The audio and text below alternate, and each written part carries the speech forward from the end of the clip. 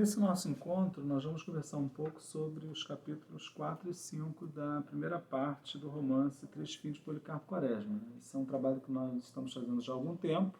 Semana passada nós vimos os capítulos 1, 2 e 3, também dessa primeira parte, e hoje nós vamos ver os capítulos 4 e 5. O capítulo 4, especialmente, o título chama Desastrosas Consequências do Requerimento. Aqui nesse momento da obra é quando aparece a petição que o Major Quaresma envia solicitando a substituição da língua portuguesa pelo tupi. Isso faz com que ele seja bastante ridicularizado, né? Essa petição aparece em todos os jornais e começam a aparecer algumas caricaturas, muitos deboches, né? Atormentando sobremaneira a vida do velho funcionário do arsenal de guerra. Nesse momento também, a história apresenta dois personagens importantes nesse livro, que são o Coleone, que é o compadre do Major, né? E a sua filhada, filha do Coleone, que se chama Olga. Esses personagens eles vão se desenvolver no correr da narrativa, nós vamos vê-los mais de perto, um pouquinho mais à frente. Tá? Eu gostaria de ler para você essa petição. Né? O que diz essa petição do Major Quaresma sugerindo, né? Ou pedindo a substituição da língua portuguesa pelo tupi. Ele vai dizer o seguinte: Policarpo Quaresma, cidadão brasileiro, funcionário público, certo de que a língua portuguesa é emprestada ao Brasil, certo também de que por esse fato o falar e o escrever em geral, sobretudo no campo das letras, se veem na humilhante contingência de sofrer continuamente censuras ásperas dos proprietários da língua, sabendo além que dentro do nosso país os autores e os escritores com especialidades gramáticos não se entendem no tocante à correção gramatical, vendo-se diariamente surgir azedas polêmicas entre os mais profundos estudiosos do nosso idioma, usando no direito que lhe confere a Constituição, vem pedir ao Congresso Nacional decrete Tupi-Guarani como língua oficial e nacional do povo brasileiro.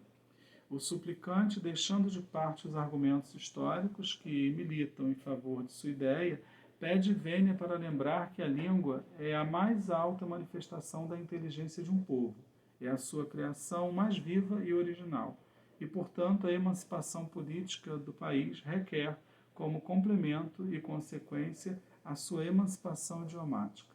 Demais, senhores congressistas, o tupi-guarani, língua originalíssima, aglutinante, é verdade, mas a que polissintetismo dá múltiplas feições de riqueza, é a única capaz de traduzir as nossas belezas e pôr-nos em relação com a nossa natureza e adaptar-se perfeitamente aos nossos órgãos vocais e cerebrais, por ser criação de povos que aqui viveram e ainda vivem, portanto, possuidores da organização fisiológica e psicológica para que tendemos, evitando-se dessa forma as estéreis controvérsias gramaticais oriundas de uma difícil adaptação de uma língua de outra região à nossa organização cerebral e ao nosso aparelho vocal, controvérsias que tanto impedem o progresso da nossa cultura literária, científica e filosófica.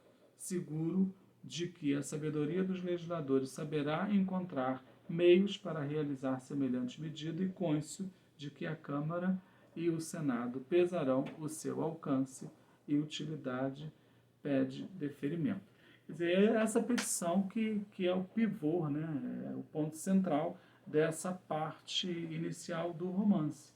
Porque como é que você vai substituir uma língua, né, que já está institucionalizada? Né? Isso é muito difícil. Como ele era? Nós sabemos, o nacionalista, o patriota convicto, ele entende também que a língua original tem que ser a língua dos habitantes primeiros da terra, no caso, os índios. Daí essa ideia dele extremamente mal sucedida, porque isso vai levá-lo ao vexame, à vergonha e à situação de muito constrangimento ao longo da vida dele a partir daí, a ponto de parar no próprio hospício. Né?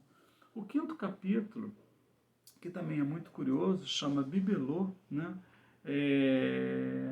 Nesse capítulo nós temos dois momentos. De novo, né, dar continuidade no contato do Quaresma com o Corleone, com o compadre Corleone e com a filha do Corleone, que é a afilhada dele, a Olga, né? Como eu já disse, personagens importantes, principalmente a Olga, né? Na narrativa, ela vai estar até o momento final do livro ao lado do padrinho, mas aparece também o momento em que ele está no hospício, em que ele vai ser internado como louco, porque pensou na possibilidade de substituir a língua portuguesa pelo tupi-guarani.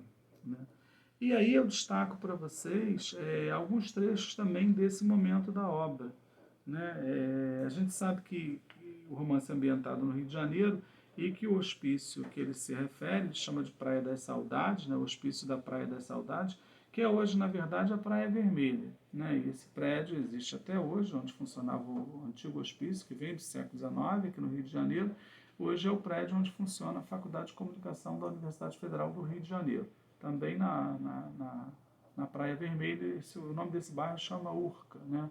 Na Zona Sul Carioca. E aí tem uns trechos sobre esse momento da internação e da loucura, especialmente, que eu gostaria de chamar a atenção aqui nesse nosso contato.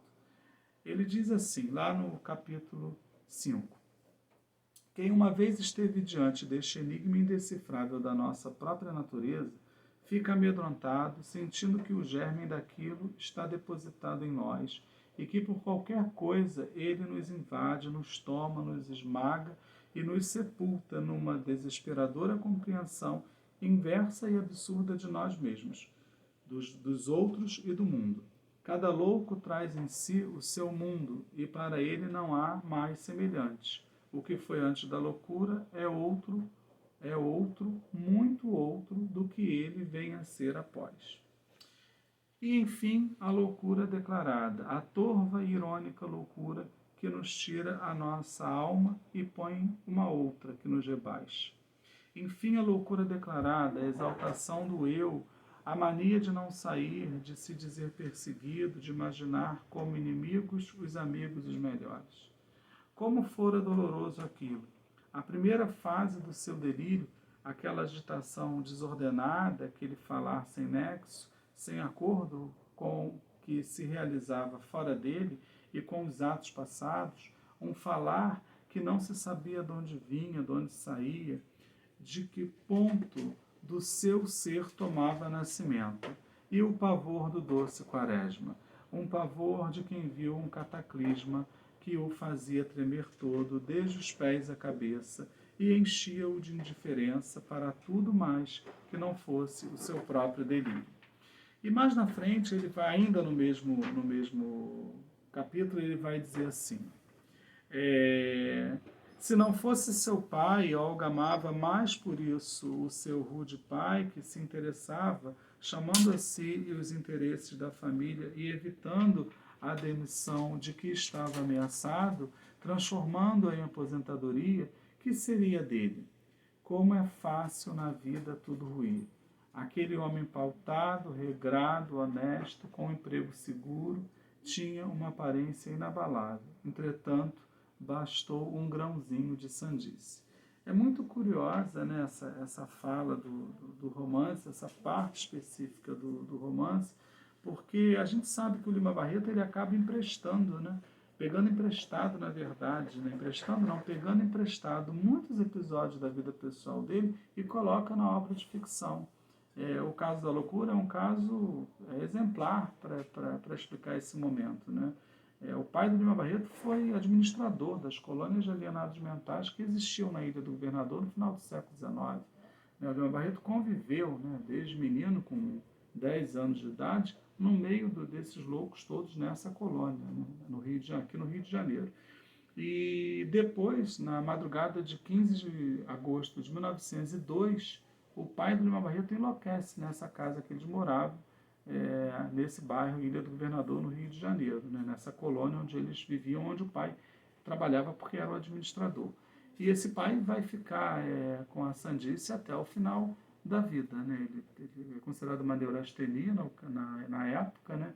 Ele não consegue se livrar dessa doença mental. O Lima Barreto morre no dia 1º de novembro de 1922 e o pai vai morrer 48 horas depois, no dia 3 de novembro de 1922, completamente tomado por esse pavor, por esse medo, por esse pânico diante de inimigos que ele criou dentro do cérebro dele. Então, esse personagem, por hora, é o Lima Barreto, por hora é também o pai do Lima Barreto. Nesse momento específico, a figura do pai vem à tona com bastante clareza. Um outro ponto interessante também nessa parte do romance, nesse quinto capítulo da primeira parte, né, é o momento em que a Olga vai visitar o padrinho, né, o Major Quaresma, no hospício, mas o retorno, quando ela sai de lá e volta para casa. Tem parágrafos inteiros, né, onde ele descreve, né, o romancista descreve o Rio de Janeiro de uma forma bastante intensa, que vale a pena também serem lidas. Né? Ele diz assim: o dia estava fresco e a viração que começava a soprar enrugava a face do mar em pequenas ondas brancas. O pão de açúcar erguia-se negro, hirto, solene, das ondas espumejantes e como que punha uma sombra no dia muito claro. O bonde parou um pouco, chegou, tomaram. Desceram no Largo da Carioca. É bom ver-se a cidade nos dias de descanso, com as suas lojas fechadas, as suas estreitas ruas desertas, onde os passos ressoam como em claustros silenciosos. A cidade é como um esqueleto. Faltam-lhe as carnes, que são agitação, movimento de carros, de carroças e gente. Na porta de uma loja ou outra, os filhos do negociante brincam em velocípedes, atiram bolas e ainda mais se sente a diferença da cidade do dia anterior.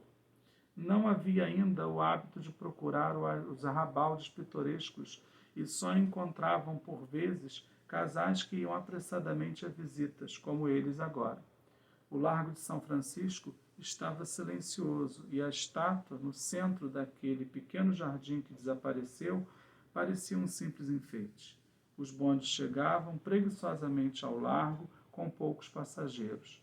Coleone e sua filha tomaram um que os levasse à casa de Quaresma. Lá foram. A tarde se aproximava e as toaletes domingueiras já apareciam nas janelas. Pretos com roupas claras e grandes charutos ou cigarros. Grupos de caixeiros com flores estardalhantes. Meninas em casas bem engomadas. Cartolas antediluvianas ao lado de vestidos pesados de cetim negro, envergados em corpos fartos de matronas sedentárias. E o domingo aparecia assim, decorado, com a simplicidade dos humildes, com a riqueza dos pobres e a ostentação dos tolos.